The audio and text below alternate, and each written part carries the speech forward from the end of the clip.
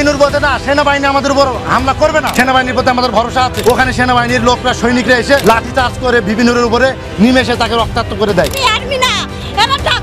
অবস্থা বর্তমানে খারাপই। আমি গাড়িতে যেটা দেখলাম মুখ টুক দিয়ে ব্লাড বাইরে, একবার অবস্থা সিরিয়াস অবস্থা। স্বরাষ্ট্র উপদেষ্টাকে আজকে রাতের মধ্যে পদত্যাগ করতে হবে। গত 16 বছরে বিপিনুরকে এইভাবে রক্তাক্ত করার দুঃসাহস কেউ দেখে নাই।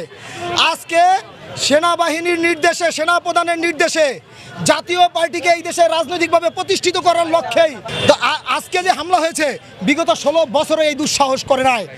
আমরা এই সেনাপ্রধানকে আর এক মুহূর্তের জন্য সেনাপ্রধান হিসাবে দেখতে চাই না। আর স্বরাষ্ট্র উপদেষ্টাকে আজকে রাতের মধ্যে পদত্যাগ করতে হবে। নূর ভাই, আমাদের একটা মিছিলের উপরে আজকে মিছিলের পিছন দিকে যখন হামলা করেছে, সে হামলার প্রতিবাদে আমরা মিছিল করেছি। সেই মিছিলের পরে নূর ভাই সংবাদ সম্মেলন করবে। সে সংবাদ সম্মেলনের যে প্রস্তুতি নিয়েছে, সে সংবাদ সম্মেলন করা অবস্থায় সেখানে তার উপরে নৃশংস হামলা হয়েছে।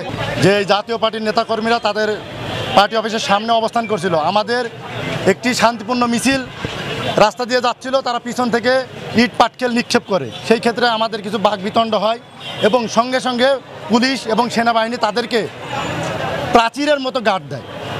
এই গার্ড দেওয়ার ফলে আমরা তাদেরকে কিছু বলি নাই, কিন্তু তারা ওদিক থেকে ইট পাটকেল মারে এবং অকথ্য ভাষায় আমাদের গালিগালাজ করে। পরবর্তীতে আমরা সিদ্ধান্ত নিয়ে আমরা পার্টি অফিসের নিচে, আমাদের যে পার্টি অফিস আলরাজি কমপ্লেক্সের নিচে, আমরা খুব সুন্দরভাবে আমাদের অবস্থান করি এবং সংবাদ সম্মেলন করার জন্য আমাদের শীর্ষ নেতা জননেতা বিপিনুর কথা বলছিল। এমনই পরিস্থিতিতে সেনাবাহিনী এবং পুলিশ, মানে 2 থেকে 300 সেনাবাহিনী এবং পুলিশ মিলিয়ে অতর্কিতভাবে হামলা করে। আমি বিপিনুরকে বললাম যে ভাই, এখানে দাঁড়ানোর দরকার নেই, ওরা খুব দ্রুত আমাদের দিক চলে আসছে। পরবর্তীতে বিপিনুর বলতে না সেনাবাহিনী আমাদের উপর হামলা করবে না, সেনাবাহিনীর প্রতি আমাদের ভরসা আছে। এই কথা বলতে বলতে সেনাবাহিনীর লোকই বেশি ছিল। ওখানে সেনাবাহিনীর লোকরা সৈনিকরা এসে লাঠি চার্জ করে বিপিনুরের উপরে নিমেষে তাকে রক্তাক্ত করে দেয়। আমরা মুহূর্তে তাকে ধরে নিয়ে এসে আমরা হাসপাতালে নিয়ে আসি। এখন তিনি চিকিৎসারত অবস্থায় আছে, ওনার চিকিৎসা চলছে। ঠিক আছে, আপনাদের কাছে দোয়া চাই। আমাদের শীর্ষ নেতা জননেতা ভিপি নুরুল হক নূরের উপরে হামলা করেছে। আপনারা জানেন, আমাদের ভিপি সংবাদ সম্মেলন করছিল সুন্দর পরিচ্ছন্নভাবে পার্টি অফিসের নিচে, সেখানে তার উপরে অতর্কিত হামলা করা হয়েছে। আমাদের কোনো নেতা, আমাদের কোনো কর্মী, কোনো প্রশাসনের উপরে কোনো রকম হামলা করা বা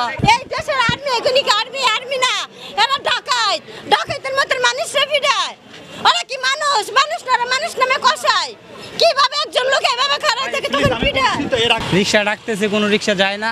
আমি আগে গেছি, যাওয়ার পর আমার রিক্সাতে করে এই ইয়াতে নিয়ে আসলাম, মেডিকেলে নিয়ে আসলাম, ইসলামিয়াতে নিয়ে আসলাম।